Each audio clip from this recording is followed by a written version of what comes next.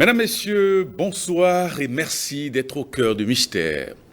Ce soir, nous reviendrons sur une rencontre sublime qu'a faite le vénérable Kodjo Julien Aza de regretter mémoire avec un maître d'une autre dimension. Dans un instant, parole aux spécialistes.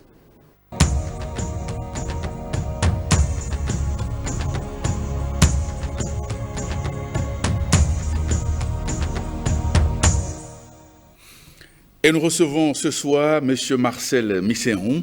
Il est cherchant mystique. Il est l'un des témoins de cette rencontre et ami du regretté Aza Kodjo Julien. Alors, M. Misséron, bonsoir. Bonsoir, M. Ntaou. Et merci d'accepter de venir de partager avec nous les fruits, les entretiens qu'a eu Julien Kodjo Aza avec ce maître d'une autre dimension. Ceci s'est passé en 1999 aux alentours de 23 heures aux abords de l'Étoile Rouge. Oui, M. Ntaou. Je voudrais remercier l'ORTB pour avoir mis à notre disposition de telles émissions pour permettre à toute l'humanité de prendre conscience de sa véritable destinée. Car nous vivons avec tous ceux-là qui nous aident à remonter de notre chute pour aller vers le bon Dieu lui-même qui a décidé d'émaner de nous pour prendre conscience de son existence. Effectivement, Aza Kodjo Julien était un grand ami avec lequel je discutais de tout et de rien, et surtout en matière de spiritualité. Et quand j'allais à son cabinet où il travaillait, qu'il me trouve, et qu'on aborde un thème, il abandonne pratiquement sa clientèle pour venir se consacrer à moi, surtout quand le thème est vraiment passionnant. Alors, à un moment donné, il y a ce maître qui est venu de très loin pour prendre contact avec lui. Mais au préalable, je vais vous dire quelque chose. Lorsque un individu fait allégeance à une organisation mystique, traditionnelle, initiatique, et qui travaille sincèrement, et qu'il est un bon chercheur, à un moment donné, il développe ses facultés psychiques et spirituelles au point où il est dans une position où les maîtres peuvent l'utiliser pour transmettre des messages à l'humanité tout entière.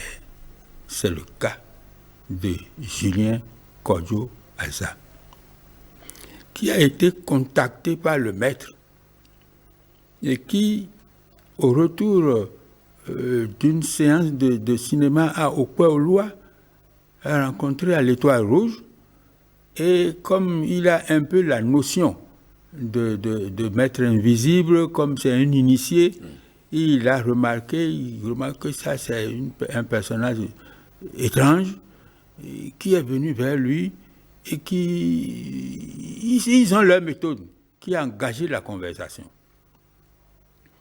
Et il a commencé par lui demander, moi aussi j'étais dans la salle, quel titre vous auriez donné à ce film-là? Et ça a commencé comme ça.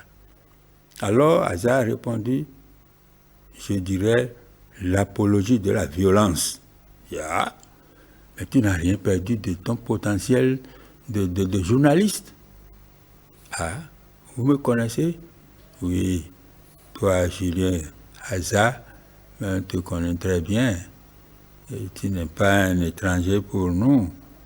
Ce que tu es en réalité, nous le savons et nous nous rapprochons de toi maintenant pour que tu puisses nous aider à transmettre certains messages. Ah, bon. Et en ce moment-là, il s'est mis en position de sublimation. Il y a une position comme lorsqu'on rencontre les maîtres, il a fait ça, il a mis la main sur son épaule, il dit on va s'asseoir. Et ça a commencé comme ça. Donc à partir de cet instant, ils ont eu une série d'entretiens pour lesquels il travaille là, il se rencontre là jusqu'au-delà de 23 heures. Et il dit, le lendemain, on va se rencontrer. Et il lui a transmis des révélations concrètes sur notre système solaire. Le comportement que nous devons adopter.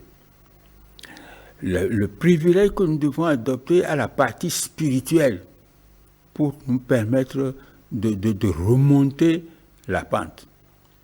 De plus en plus, chaque fois, il amène un thème, mais qui se rattache toujours au thème précédent. À telle enseigne qu'au bout de quelques semaines, il lui a demandé, maintenant, moi, je vais te demander un service.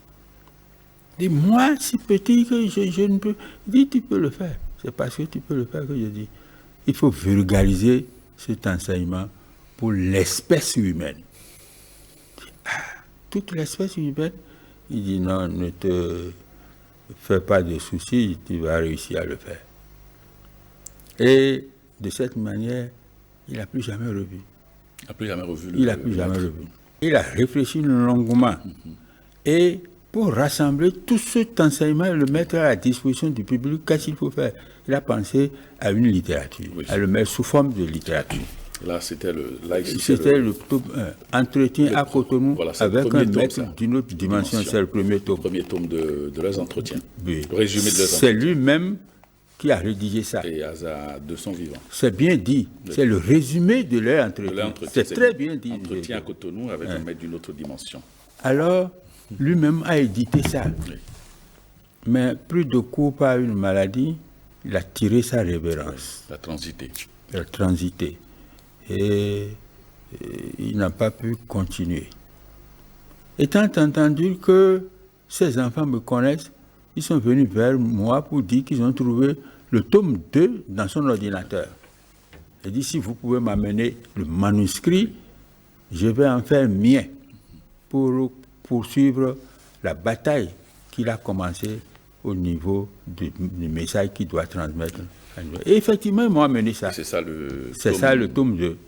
C'est ça le tome 2. C'est ça le tome 2. Oui. Donc, quand j'ai reçu ça, j'ai couru vers un éditeur, le premier, qui m'a dit qu'il a eu des problèmes avec ses machines et qu'il ne le fait pas. Oui. Je vais vers quelqu'un d'autre, niet. Et brusquement, j'ai rencontré un ancien imprimeur qui m'a dit, j'édite des livres. Ah bon, donne-moi un exemplaire de ce que tu as fait, je vais voir. Il m'a donné effectivement, je lui ai remis le manuscrit, et c'est ça. Ici maintenant. Le manuscrit. Alors, maintenant, vous parlez du maître. Oui, qui est le maître? Qui est le maître d'Aza? Celui qu'il a rencontré, celui dont on parle dans ces livres-là. Mon frère, les maîtres rejettent tout débat à propos de leur identité. Ils agissent dans l'impersonnalité et ils n'aiment pas du tout qu'on parle de leur personne. Cependant, nous allons dire à tous ceux qui nous écoutent ce que lui-même a révélé à son hôte. Ouais. Il lui a dit que pour venir vers lui, il est parti de très loin. Nous savons que l'espace est parsemé de milliards de galaxies, de systèmes solaires qui s'étalent, qui s'étagent. Il a dit qu'il est venu de très loin et il a fallu se revêtir de carapaces d'argile de plus en plus lourdes pour pouvoir descendre jusqu'à son niveau. Cependant, ce qu'on appelle généralement maître, le vrai maître, un véritable maître. Vous, journaliste, vous êtes ou ici, moi qui suis chercheur en spiritualité, comme tous les autres, c'est celui qui est parvenu à la maîtrise de la vie. Il a appris toutes les leçons. Il a pu maîtriser et tout ce qui est opposition, il a ramené à l'unité, de façon que quand il parvient à ce niveau-là, il sort un peu de notre environnement. Nous sommes dans un monde tridimensionnel. Et quand il quitte là, bon, il y a d'autres dimensions que nous appelons quatrième dimension, cinquième dimension, sixième dimension. Ils vont à ce niveau. Et le maître d'Aza lui a dit qu'il se désole que nous ne faisons pas suffisamment d'efforts pour les rejoindre là où ils sont.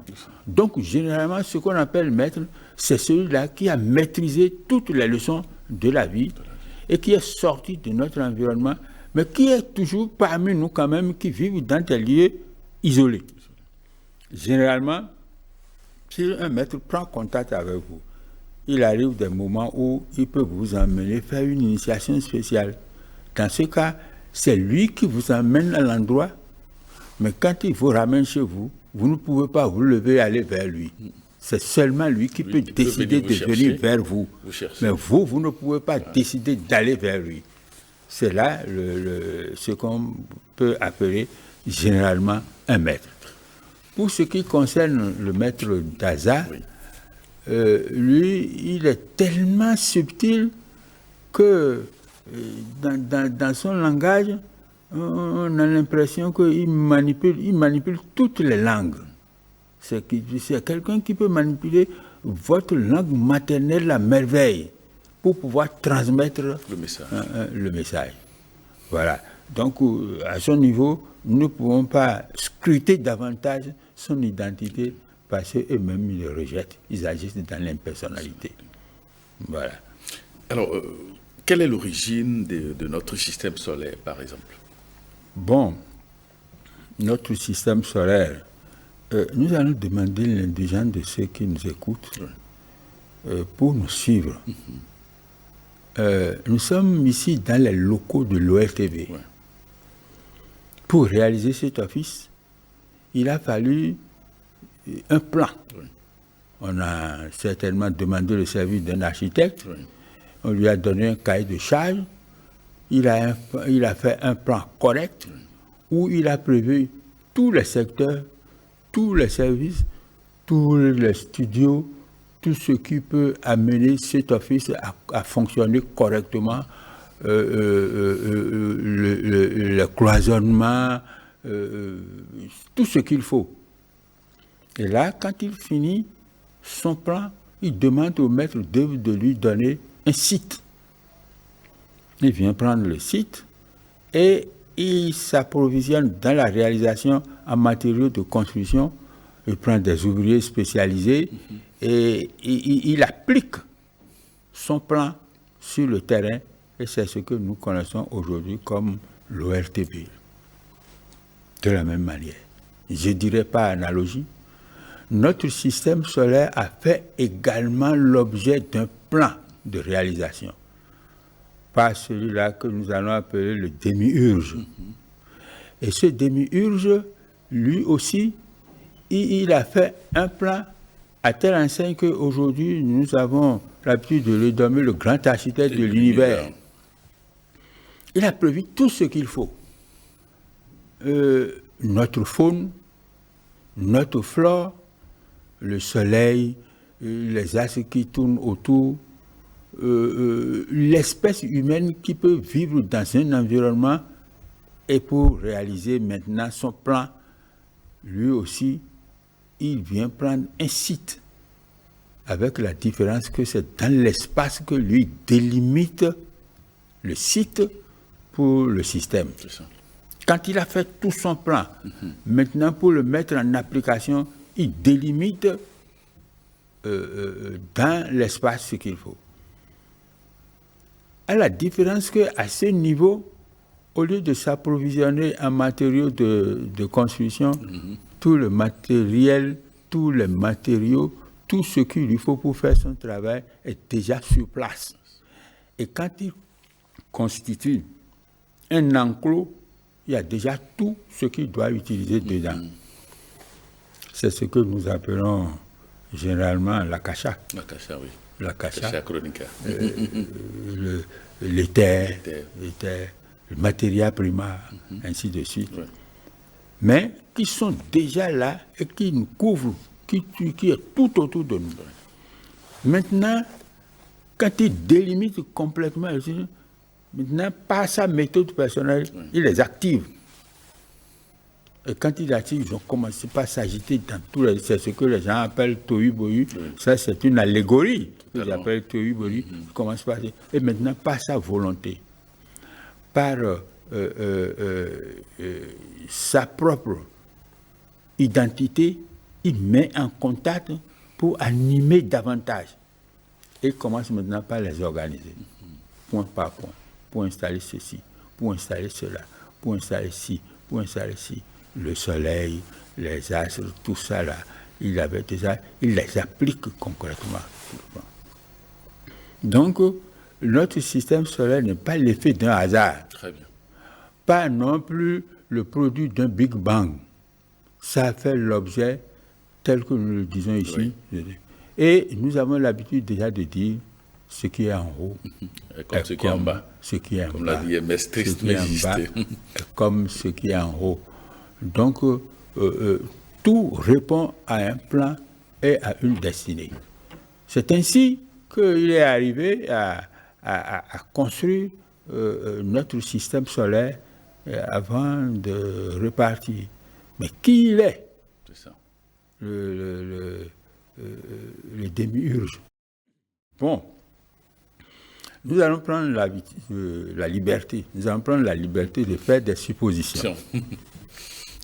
Je dis que tous les hommes, autant que nous sommes émanés de Dieu pour prendre conscience de son existence. Oui.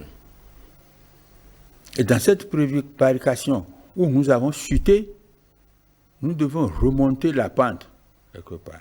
Ceux qui l'ont vite compris et qui ont travaillé ont commencé par se hisser en spiritualité jusqu'à ce qu'ils deviennent des êtres spirituels. Selon l'enseignement du maître même, nous pouvons considérer le démiurge comme émané de Dieu, comme nous, qui a travaillé pour parvenir jusqu'à cet état où il s'est, dirons, pratiquement spécialisé. Donc il s'est spécialisé en construction de systèmes solaires. Et par conséquent, donc nous aussi, si nous travaillons, si nous privilégions le spirituel en nous et que nous nous élevons à un niveau, un jour, je crois que mon frère Ntao peut être un démiurge. Qu'il en soit ainsi. Alors, parallèlement à ce que la religion nous enseigne, comment peut-on comprendre notre origine adamique? Bon, voilà une question très importante.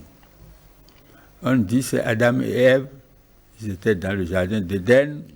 Bon, Adam a commis la bévue, il a entraîné, Ève a commis la bévue, il a entraîné Ève, et puis bon, on les a chassés du paradis terrestre.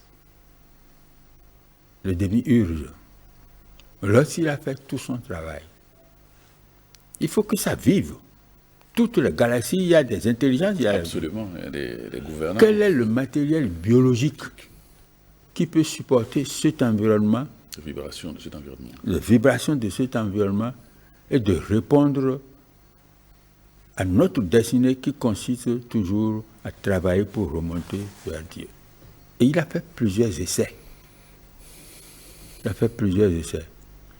Et ce qui constitue le matériel que nous connaissons à notre niveau ici, il y a deux pôles. Il y a un pôle positif, pénétrant, il y a un pôle négatif, absorbant, et les deux doivent vous contacter pour prendre une énergie normalement et se mettre en action. C'est ça qu'il a réussi.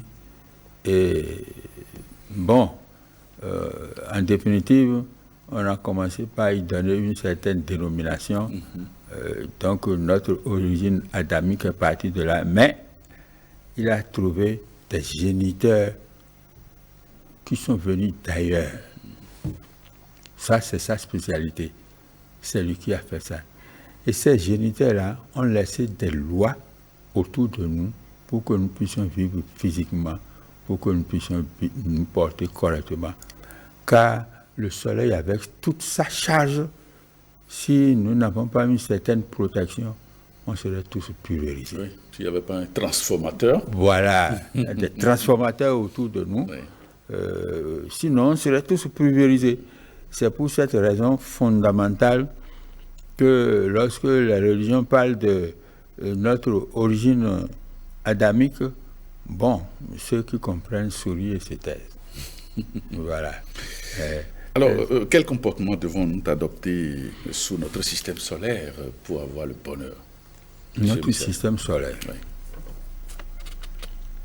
Naturellement, Oui. nous allons partir de la loi de l'alimentation. Oui. On dit que ta nourriture soit ton médicament, Médicaments. que ton médicament soit ta nourriture. Nourriture. Lorsque nous prenons suffisamment notre temps pour étudier ce qu'il faut pour notre organisme, nous nous alimentons normalement, naturellement, nous prenons les boissons qu'il faut normalement. Sur le plan physiologique, nous allons doter notre organisme de la vitalité nécessaire qu'il lui faut pour contenir les affres de ce que nous recevons de part et d'autre. À ce niveau, pour que cette physiologie puisse fonctionner de façon efficace, de façon efficiente, il faudrait que nous ayons des pensées positives.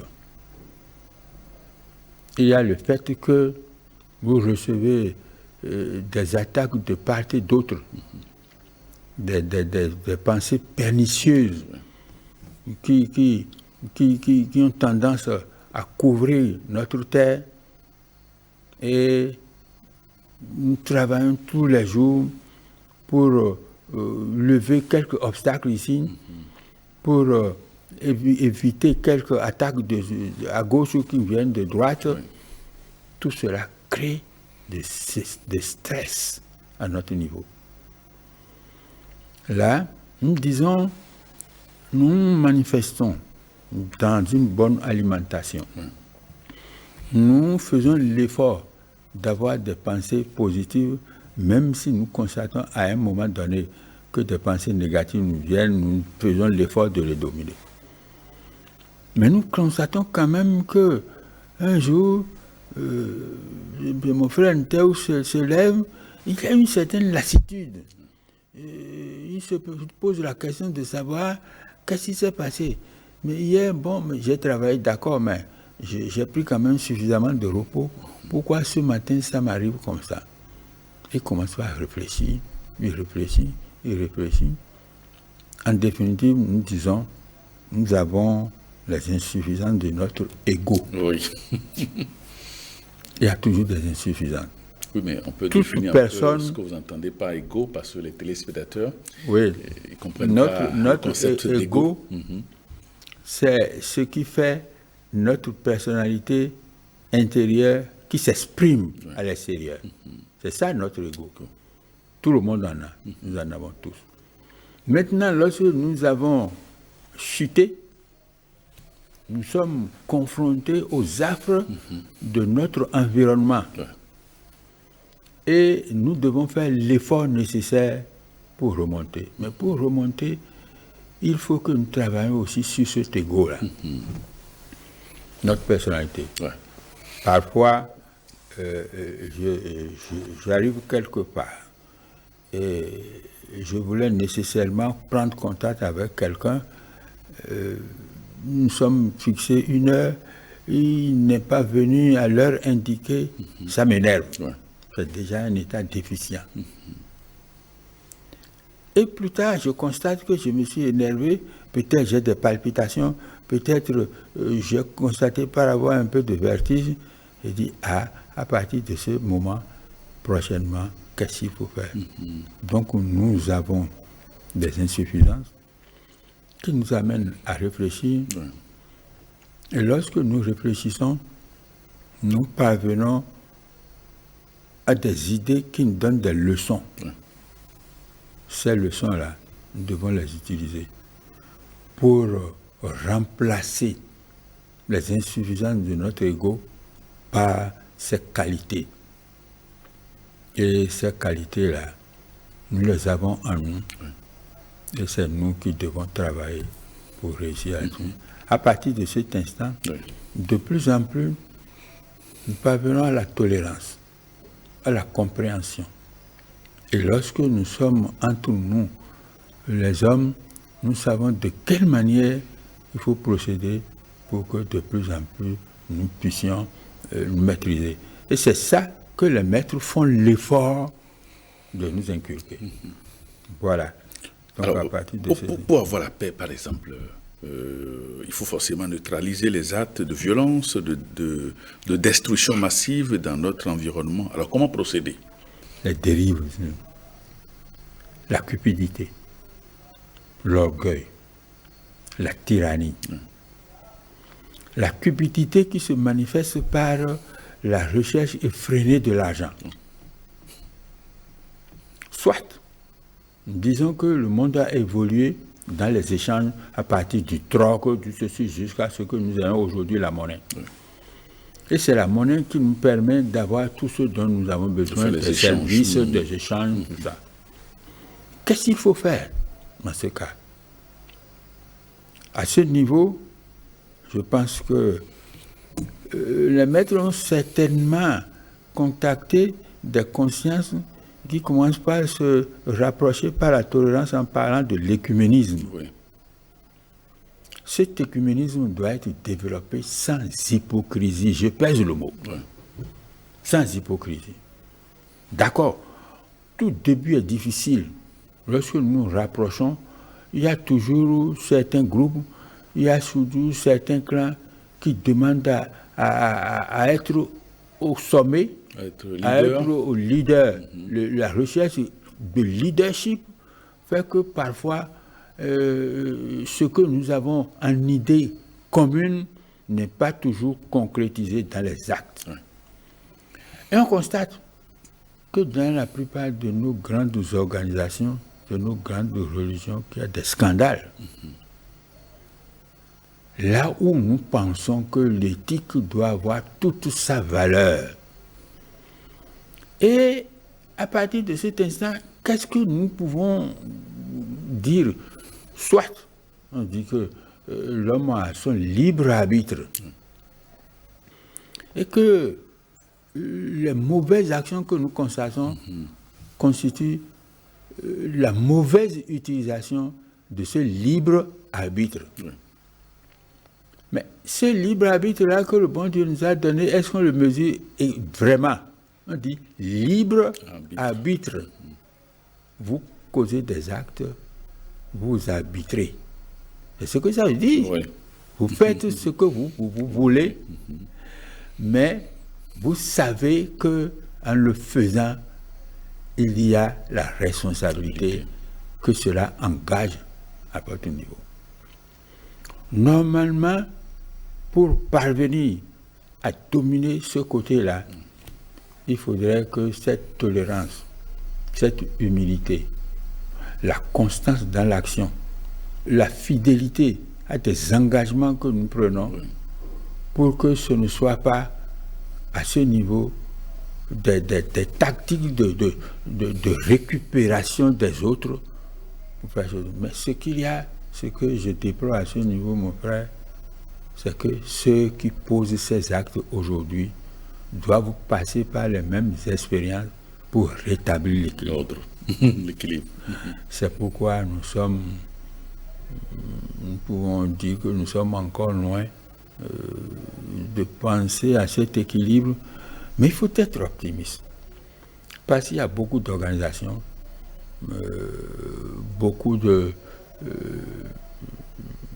maîtres qui travaillent avec leur bienheureux esprit pour compenser les effets pervers de ces actes-là sur notre terre. Sinon, on aurait déjà détruit. Mais les dégâts sont énormes. Il va falloir que nous nous retrouvons vite. C'est pourquoi le maître nous enseigne qu'il faut remarier la science et la religion. Naturellement, c'est la religion qui était en tête. c'est celui qui est au sommet qui décide. Quand il prend une décision, on revient par la suite. Mais très tôt, il a versé dans le fanatisme, dans le sectarisme, à telle enseigne que certaines découvertes scientifiques, si ce n'est pas son acception, ça ne passe pas. Nous connaissons le problème de Galilée, par exemple, que notre souverain Jean-Paul II a rétabli la mémoire publiquement. Donc à partir de cet instant, la science s'est désolidarisée de la religion. Mais lorsque la science s'est désolidarisée de la religion, ne travaille que sur des trucs empiriques. Alors, à ce niveau-là, il lui manque l'éthique. Si on remanie la foi et la religion, alors... Et la science. La foi. Et la science. La religion et la science. Oui. Parce que lorsque je parle de la foi, les gens confondent ça avec la croyance. Lorsque vous avez foi en quelque chose, je suis là, avec mon frère Nteu en train de parler de spiritualité. J'ai foi en ce que nous sommes en train de faire. Mais quelqu'un d'autre peut ne pas croire que nous sommes là en train de travailler. À partir de cet instant, la foi, la religion, et si on peut remarier la foi et la religion, alors nous pourrons nous en sortir. Mais nous allons toujours prier. Parce que nous devons nous mettre en position de recevoir de nos maîtres qui nous suivent leur engagement et leur message qui nous permettent de réaliser cela. D'accord. Alors, où allons-nous, M. Missengo? Où allons-nous? Nous connaissons notre destination. Oui. Nous allons vers Dieu. Si nous prenons l'allégorie de la chute, c'est parce que nous avons prévariqué. C'est parce que nous avons désobéi à Dieu qui nous a chassés. Bon, c'est là on dit qu'il nous a chassés. Mais nous, on comprend qu'on doit prendre conscience de son existence qui nous a émané de lui. Alors donc, nous devons remonter vers lui. Cette remontée, c'est un défi parce qu'il doit être collectif. Notre monde doit être spirituel. Donc à partir de cet instant, nous devons travailler sur cet écuménisme, nous devons travailler sur la tolérance, nous devons travailler sur le rapprochement des cœurs de façon à ce que lorsque on va commencer par obtenir ce rapprochement-là, de plus en plus, nous prenions conscience de notre véritable destinée parce qu'il doit être collectif. Donc c'est un défi que nous devons relever ensemble. Nous devons aller vers Dieu. Voilà. Nous devons relever ce défi ensemble. Alors, le maître Aza ne rencontre que des initiés. Pourquoi? Non. Non, le maître d'Aza ne rencontre pas que des initiés. Le maître d'Aza peut, par des moyens qui leur sont propres, utiliser n'importe qui dans une position qui peut transmettre un message ou bien qui peut amener un enseignement au niveau de... Prenons un exemple avec la parenté des faits. Vous êtes là, et peut-être ce matin, vous êtes réveillé avec une idée qui taraude votre esprit. À telle enseigne que vous voulez voir quelqu'un avec qui discuter pour en comprendre le contenu. Et lorsque vous n'avez pas pu discuter avec quelqu'un ou bien recevoir un invité avec lequel vous pouvez décortiquer cette idée, ça continue de vous tarauder jusqu'à ce que vous ayez compris. C'est une méthode de maître. Nous pouvons lire, je lis ces livres, Entretien à Cotonou avec un maître. Je lis ces livres, je lis une page, je prends la page 15, je lis. Vous aussi, vous prenez la page 15, et vous lisez. On lit. Et maintenant, dans les échanges, on constate que nous avons lu des choses différentes. j'ai lu quelque chose que vous n'avez pas lu. Il dit, ah non, c'est pas ce que j'ai vu. On commence à dire, il dit, non, moi j'ai vu ça dans le livre. On prend le livre, on ne trouve plus. C'est peut-être un message qu'on a glissé là, temporairement, pour vous permettre de prendre conscience, soit pour votre propre évolution, soit pour l'utiliser sur le chantier de votre travail. Donc les maîtres ont une kyrielle de moyens de prendre contact avec des gens. Et ils peuvent faire une projection sur quelque part. Je vais vous donner un exemple qui est dans le livre. Notre frère Kojo Aza a commencé par s'étonner quand le maître le quitte, il prend la voie de Vedoko. Il va jusqu'à perte de vue avant que lui ne rentre. Il lui a posé la question. Il a posé la question. Il a dit oui, que nous avons des mondes parallèles autour de nous. Compte tenu de leur subtilité, on ne les perçoit pas. Et que ces mondes aussi ont besoin d'enseignement. Et que c'est à ces lieux, quand il le quitte, il va encore donner des enseignements à ces niveaux-là. Qu'il y a d'autres intelligents qui en ont aussi besoin. Il demande, mais par quel moyen? Il dit qu'il suffit d'ouvrir un sas. Bon, et il a abordé la question du triangle de Bermude. De Bermude, oui. Mais il a dit, pour ne pas créer des scandales, il a mis un point d'honneur dessus, il n'a pas voulu développer ça. Il dit, des gens disparaissent. C'est des cas qui amènent à des gens qui disparaissent que nous ne retrouvons plus. Il y a des avions qui descendent dans des endroits que nous ne retrouvons plus. Il y a des bateaux qui descendent dans des endroits que nous ne retrouvons plus. Donc nous avons autour de nous un monde parallèle qui ont une certaine subtilité que nous ne percevons pas. Nous avons autour de nous d'autres mondes qui sont très supérieurs et qui suivent aussi notre évolution. À partir de cet instant, les maîtres contactent des milliers de personnes par jour pour permettre à ce que nous prenions conscience de notre destinée et de ce que nous devons faire. À partir de ce moment-là, je crois que de plus en plus, le maître a dit, nous sommes parvenus à un niveau de mentalité où on peut nous faire certaines révélations. Donc, nous devons être à l'écoute de ces maîtres et nous, lorsque nous avons une idée importante qui relève de quelque chose que nous n'avons pas encore eu dans le passé, nous devons le décortiquer et voir ce que ça continue pour pouvoir nous permettre d'être en contact avec le maître. Donc, le maître d'Aza peut contacter n'importe qui. Mais lui, il est venu de très loin parce qu'il a dit qu'il n'est pas de notre intelligence. Il n'est pas de ceux qui sont de notre intelligence. Et donc, nous avons des intelligences qui sont parmi nous, que nous croisons presque tous les jours, sans les rencontrer.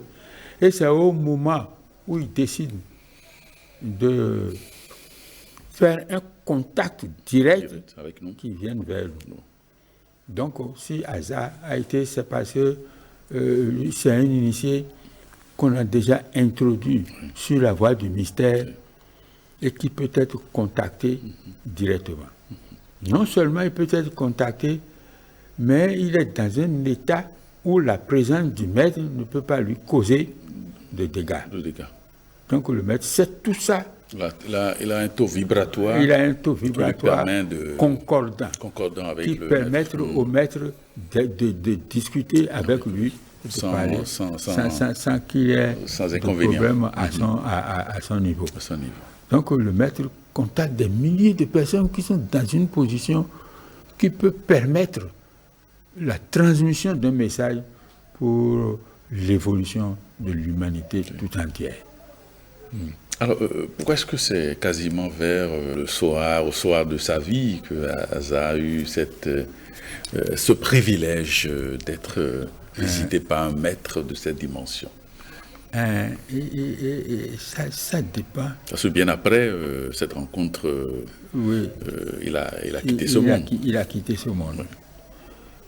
Ça dépend des incarnations précédentes. S'il est intéressé à travailler dans des incarnations précédentes et qu'il a acquis des facultés propres à Vitiligo, je vais vous raconter une anecdote. Dans une séance, on a constaté quelqu'un qui dit que lui, il est parti dans une organisation. Et dans cette organisation-là, il avait l'habitude de sortir de son corps pour aller au plafond. Il reste au plafond et regarde le corps qui est en train de giser.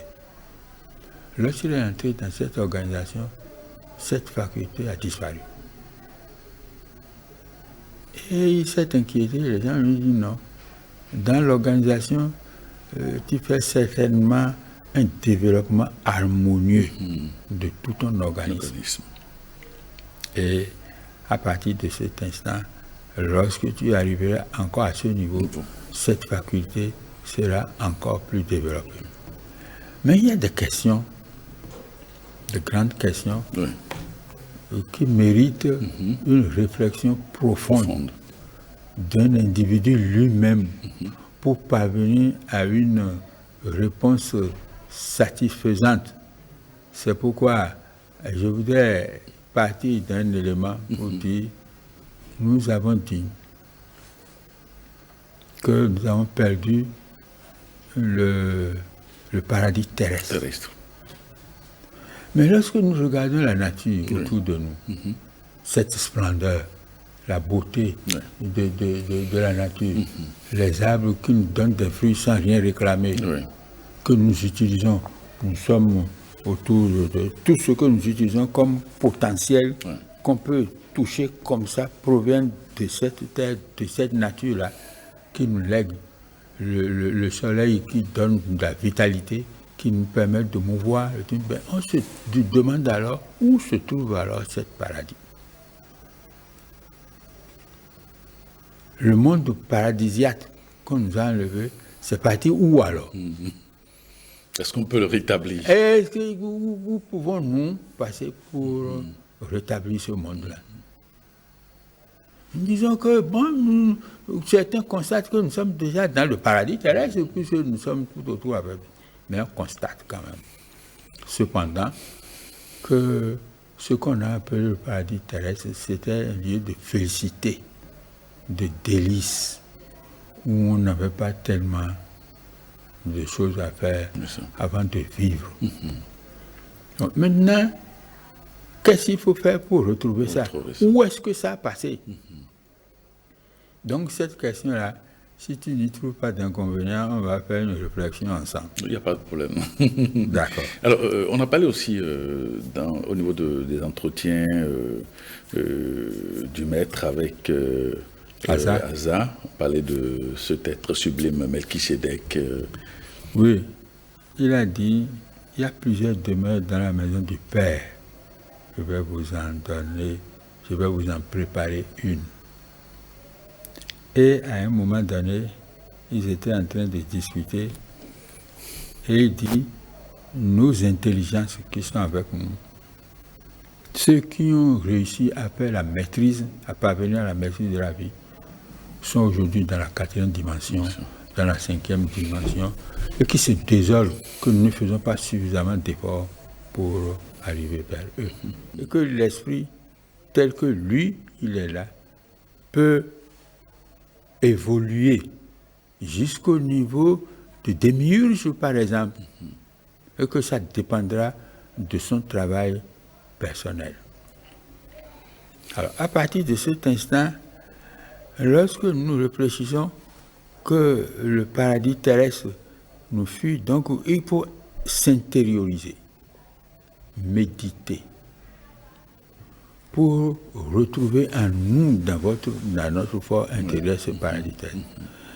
Et nous pouvons nous poser nous pouvons faire des suppositions en disant, ceux qui sont parvenus à la maîtrise de la vie et qui sont ici dans la 4e, 5e, 6e dimension, peut-être ils ont retrouvé le paradis terrestre. Pourquoi pas? À partir de cet instant, nous aussi, nous devons faire l'effort de remonter jusqu'à eux parce que là où nous sommes en train de parler, ils sont certainement avec nous. Avec nous, c'est clair. Ils nous suivent et ils savent ce qu'il faut pour la suite de ce que nous devons faire. Vous voyez. Donc à partir de ce moment, l'individu peut lui-même réfléchir en profondeur pour parvenir à une réponse satisfaisante. À notre niveau, nous pouvons faire cette analyse rapidement pour dire que donc il faut parvenir à la maîtrise de la vie. Maintenant, Asa, c'est au soir de sa vie qu'il a pu rencontrer le maître. C'est au moment où il était prêt. Et le maître est venu à transmettre un message dans ce moment. Melchisédek, il dit c'est une âme rarissime qu'on rencontre rarement dans les cosmogonies. Et que notre pays, le Bénin, a le privilège d'abriter une telle âme et que sa seule présence équilibre certains effets pernicieux, qu'il évacue, mais qu'il faut l'aider à travailler. Il dit, bon, quelle est cette âme-là? Immédiatement, le réflexe de chercher à prendre contact avec une telle personnalité. Il dit non, le jour où tu le rencontreras, tu le trouveras. Et il lui a donné tous les gestes qu'il faut pour qu'il sache qu'il a connaissance d'une telle âme rarissime chez lui. Mais il ne peut pas tout communiquer. Non. Il ne peut pas tout nous en parler. Les maîtres peuvent prendre la forme de votre compréhension pour venir vers vous. Lorsque vous avez le mérite de quelque chose sur votre karma, cette récompense vient vers vous. C'est pourquoi ceux qui font du mal aujourd'hui, les seigneurs du karma savent les rétributions nécessaires qu'il faut faire pour établir l'ordre et l'équilibre. Donc, il y a des jeunes qui ont contact avec des maîtres. Il y a des enfants qui ont contact avec des maîtres qui vont développer des idées qui vous étonnent. Oui. On dit là, c'est une vieille âme. Oui. Et cette vieille âme, il y a karmiquement une force psychique qui le caractérise et qui est utilisée par le maître pour transmettre des messages à ses collègues enfants pour éviter qu'ils ne tombent dans des travers comme ceux-là qui le font. Donc, à un âge ou à un autre, le maître peut vous contacter lorsque vous êtes prêt à travailler. Évidemment, c'est étonnant qu'après cela, il a tiré sa révérence. Ouais. Il est parti. C'est pourquoi je vous dis tantôt qu'il ne peut pas tout nous dire. C'est clair. Il ne peut pas tout nous dire. Qu'est-ce que nous devons faire actuellement pour nous élever? Parce que notre destinée, c'est de remonter jusqu'à Dieu. Ouais. Je voudrais remercier encore l'ORTB qui met à notre disposition ces installations pour nous permettre de transmettre certaines, pour communiquer avec nos semblables. En ce moment où nous traversons des hostilités, chacun doit travailler à son niveau pour rassembler toutes ces oppositions-là à l'unité en lui. Donc, de travailler pour parvenir à la maîtrise de la vie. Merci Marcel Pierre Misséon, cherchant spiritualité mystique. Merci d'être venu nous parler de ces entretiens qu'a eu Julien Kodjo-Aza avec un maître d'une autre dimension, consigné dans ses 2 livres, le tome 1 et le tome 2. Merci infiniment. Merci Amis beaucoup. Téléspectateurs, merci de nous avoir suivis et on se retrouve très prochainement.